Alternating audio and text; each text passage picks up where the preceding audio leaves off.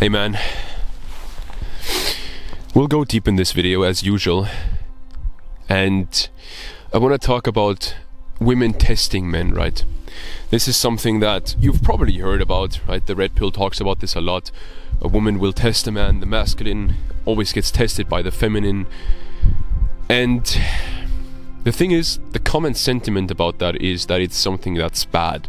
That women do this to emasculate men, that it's dark female nature, and that it's, something men need to fight almost.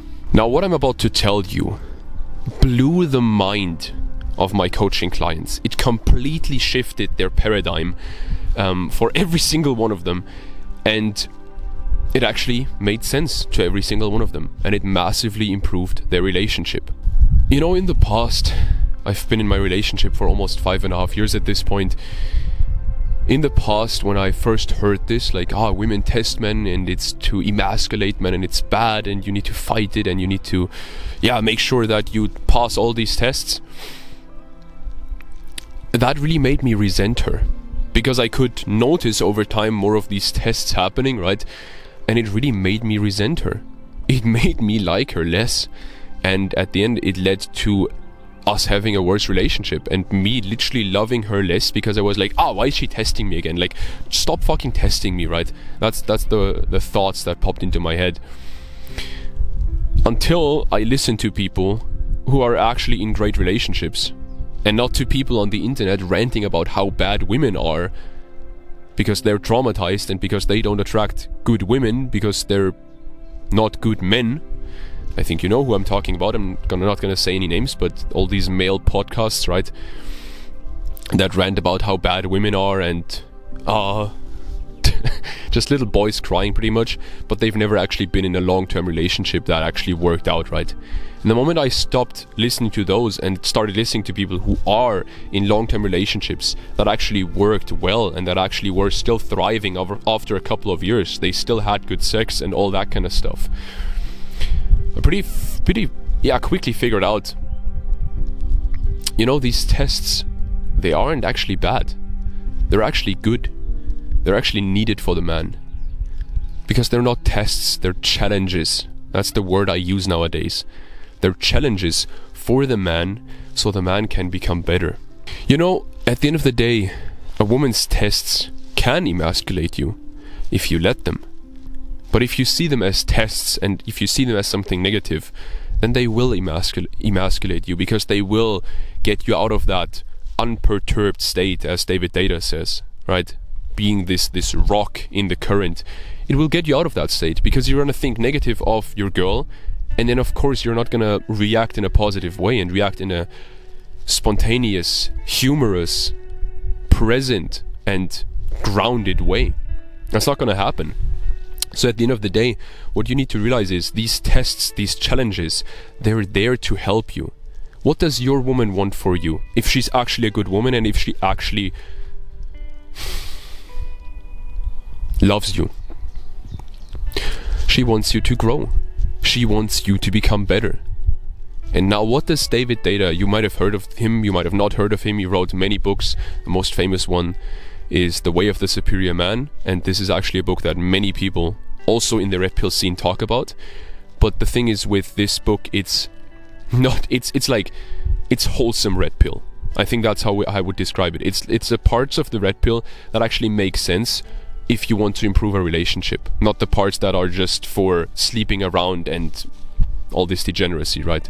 What he said was, the masculine grows by challenge, the feminine grows by praise. So if your girl wants a better man, what does she do? She challenges you. So you have challenges that you can then overcome and then through that become a better guy. Simple as that. And at the end of the day, that happens every single day. Every time you spend time with her, every few minutes she will test you. She will try to get you off your path. She will want to see what kind of man you are, whether she can trust you. And this is also not just to help you grow, but also for her to figure out, is this actually a good guy, right? Does he have integrity? Is he confident in himself? Can he stay unperturbed? And not just with your girl, but the world also tests you. The world, there's reasons why we say Mother Earth and Mother Nature. They also test the masculine, right? And the thing is, those worldly challenges can often go a lot deeper and a lot heavier than the challenges, the tests from your girl. You know, your girl might just make fun of you, or like try to emasculate you, right? Try to get you off your path. You're working, you're sitting at your desk at night, you're reading or something, and then she comes in and wants to cuddle or wants to have sex or whatever. But you've committed to doing what you're doing. You've committed to working or to reading or something like that, right? Those are small things. The world will test you in much heavier ways. And so seeing these challenges from your girl as challenges and overcoming them will actually help you overcome the challenges of nature, of the world, of nature as well, yeah, but of the world, of the earth better. The challenges of life, simply put, right? If you can stay loving and stay humorous and stay present and stay grounded while your girl tests you, you're gonna be way more likely to stay persistent and yeah, positive when your business isn't going well. And this is again, and I've talked about this many times in the past, this is again one of the reasons why so many really successful guys have had a great woman by their side when they weren't successful. Alex Hormozy, great example. Luke Belmar, another great example. And I could give so many more examples, right? At the end of the day, if you look at the most successful men in this world, and I don't just mean monetarily successful, but also just successful for me means they set a goal and they achieved it, right?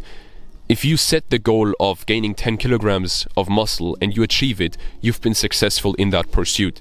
If you set the goal of making that much money, same thing. If you set the goal of becoming more present, becoming more like enlightened, and you do that, then you're also successful. If you set the goal of just being more in nature, reading more, it doesn't matter what you want to do, right?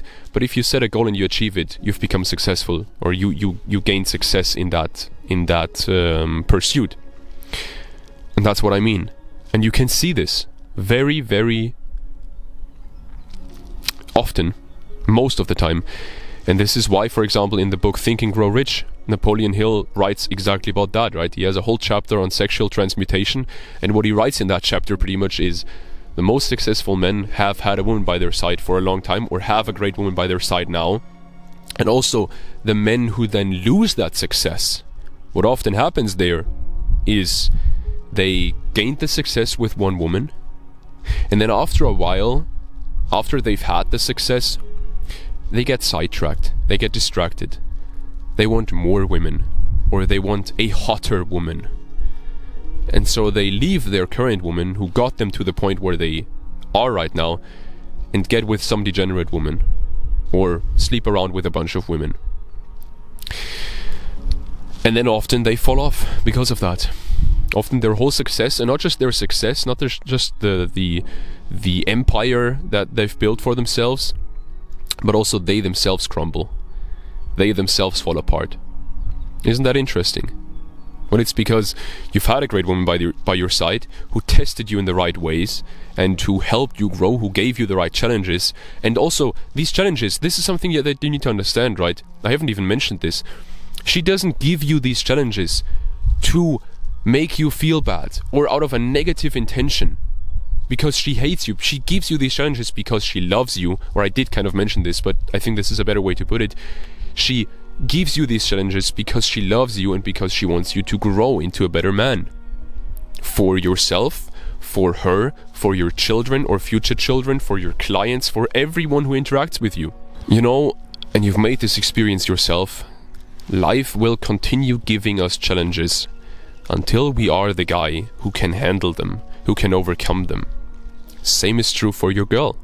She will continue testing you, especially on your insecurities. Because, why? because there you can grow the most. Not because she's evil and she wants to emasculate you and dark female nature and all this stuff. There does, like, dark feminine nature does exist, dark masculine nature does also exist, but this is not dark. This is actually very light. At the end of the day, I'll give you a simple example. When you start working out for the first time and you do 4 sets of 10 push-ups, you're gonna feel that the next day. After you've done it for a while, after you have adapted to this pressure, to this exercise, you're not gonna feel that. You have to do more. You have to progressively overload. The same is true in life. Progressive overload is just making progress in life, right? One day, you're gonna look back at the challenges that once in the past got you off your path, or were hard for you to handle, and you're gonna be like, wait, that got me off my path? That was hard for me to handle? That's ridiculous. Because you've grown. Simple as that. At the end of the day, this saying of no pain, no gain is kind of true here. Because it is painful to get tested by your woman. It is painful if she points out your insecurities. It is painful if you realize, like, fuck, I need to actually work on myself. I need to do some work here. It is painful to realize that. But you're not gonna grow without challenges. Imagine a guy who has 0 challenges in his life. What does he do? Nothing. Does he grow? No. He just sits around lazy. And of course, there's also a point where you have too many challenges and you get overwhelmed by them. But I think that's also, like, of course, if we actually look at the science, that's not better. But just from a mentality standpoint, I think that is better. If a man has too many challenges and still tries to tackle them and still tries to handle them and overcome them, that's better than someone who has no challenges and is just lazy. And of course, like I said, the science behind this is different, right? But this is kind of the bro science now here. Because if we look at, for example, I know a bit about sports science. If you have too much weight on a bar, this is just the simplest example, right? That's not going to help you grow. If you have too much too much pressure or too big of a challenge, you're not going to grow. You need the right amount of challenge. You need the right amount of progressive overload to actually grow in whatever field, whether it's weightlifting or calisthenics or running, doesn't matter.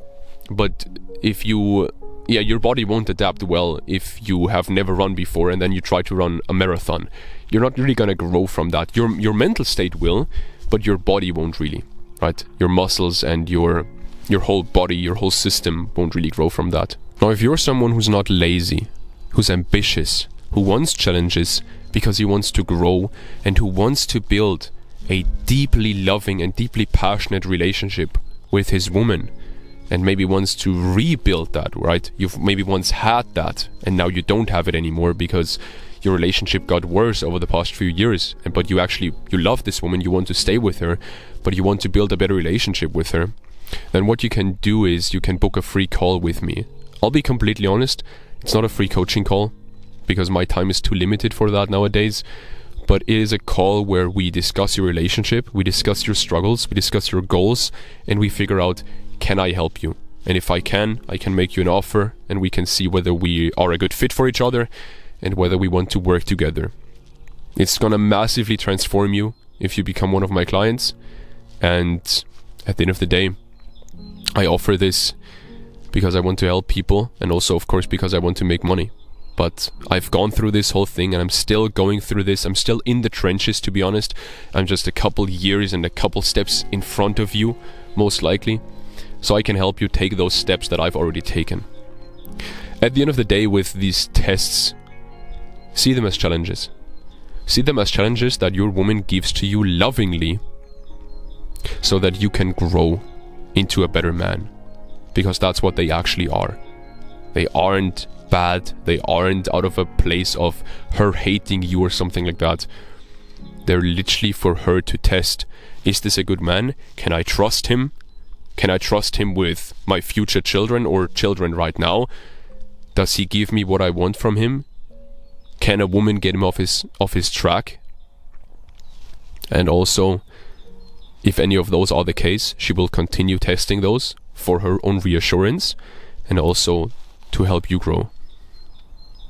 I'll see you soon. Book a call with me if you want to, link in the description. I'll see you soon, man. Have a good one. Bye.